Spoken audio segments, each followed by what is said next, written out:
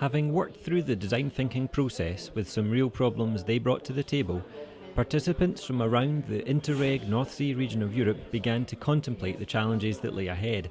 Co-design is about bringing the citizen into the design process of the solutions to their problems. But who decides on undertaking work through a co-design process? Where does co-design best fit in the decision-making cycle? Where prototyping, that makes design thinking so attractive to creative industries, involves the creation of so many potential failures, where is there scope in the world of civic leadership and management of resources? And how do you fit design thinking and co-design around existing knowledge of the organisation, and what skills need developed? And finally, how do you know how good you are, how well you have harnessed co-design for finding more ingenious solutions to the challenges in our rural areas, towns and cities? So about decisions on co-design approaches, we saw that in main cases it's very important to have your politicians with you. But second one, that also the civil servants are knowing what has been decided, and also that they are contributing to the co-design process, that they don't see it as a threat for their expertise or something. And in some cases you have the civil servants already being very positive, and then you have to convince politicians that it makes sense. And neither city has something labelled co-design, but both have an approach which they call neighbourhood approach. In Groningen, it's very much part of the political culture now. Over the last 10 years, it's become embedded in the culture that people will consult with citizens. Edinburgh is still starting down that process, I would guess. It's left to, or it is up to, it is a decision of the individual project leaders, the extent to which they will engage with citizens in identifying problems and at the beginning of their projects. One of the challenges there is the time pressure. It can be seen as taking up too much time to spend to engage with citizens to help pin down the problems, and if people are wanting to see activity and solution finding straight away, there can be a bit of a tension.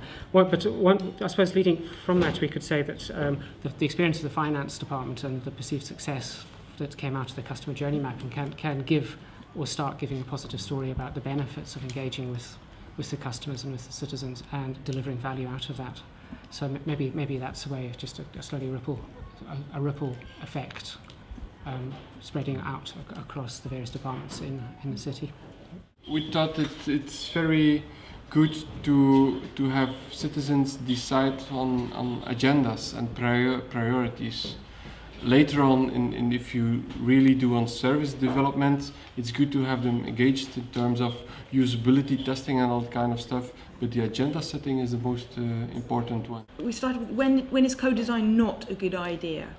And we thought of it when it was something trivial, or when it's already been decided, when the insight is ignored by politicians and service providers, and they just do their own thing.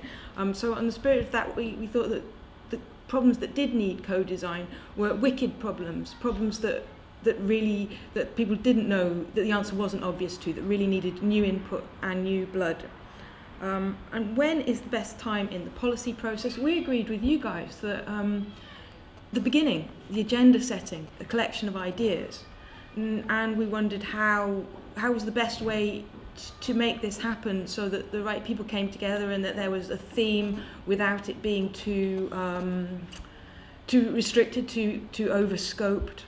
And we talked about whether bringing people together in their communities was a good start to that, and also how you did it. We were talking particularly about how you bring people together in modern communities, where, for example, an urban area where people don't live there, a dormitory town, they live there, but they don't work there or shop there, a dormitory town that doesn't necessarily have a community space. So our ideas about how you establish a community space within that area and how you start co-design sort of came together, or didn't come together at that point. Supported by higher management? Not necessarily, just